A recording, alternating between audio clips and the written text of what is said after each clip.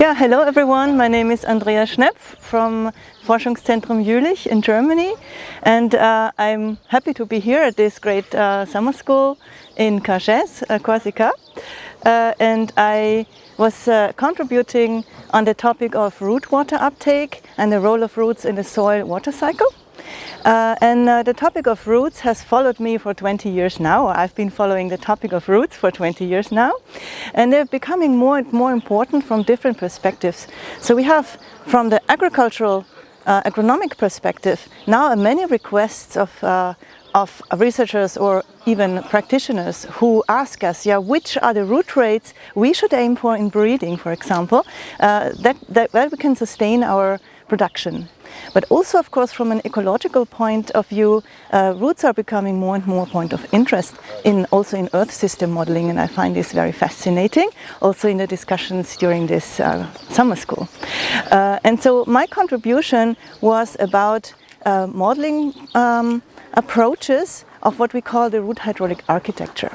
So we want to develop, or we have developed in the last maybe 10 or so years, a modeling approach in which we try to mechanistically follow the water flow along hydraulic gradients and along the different resistances at this path. So we have developed, first of all, an architecture model, which is now also a full-blown 3D plant architecture model, but we can create 3D structures of roots of different architectures. So we can represent not only the rooting depth or the rooting density, but also the topology and the different branching densities, branching angles of the roots and their different properties. On top of that, we can also simulate then the dynamics of this root growth over time. It's also something that's often overlooked, I think, in larger scale models.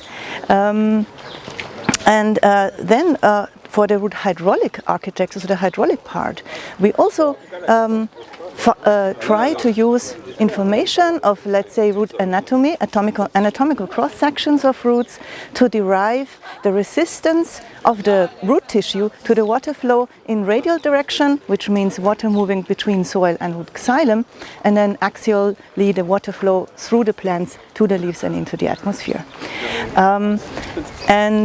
If you want to find more about this, you will find all the details in my talk. Another important topic I address there is also, as the soil dries out, the increased resistance of water flow that in the so-called rhizosphere, so that's the root influenced soil, and as the soil dries out, the soil hydraulic conductivity drops to a very low value, so that's often then the biggest resistance in the whole flow path.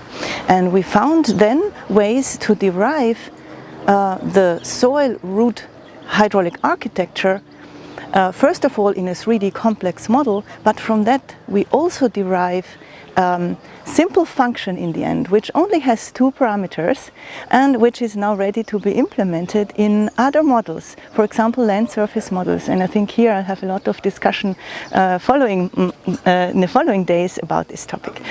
I also provided some Jupyter notebooks which are available on a GitHub repository. You can just Google cPlantBox and GitHub and you will find it. And if you go to a folder Summer School 2024, you can find the examples and go through the simulations all yourself. So I hope you'll have fun, and also that you'll appreciate my talk, and thank you for listening. Bye.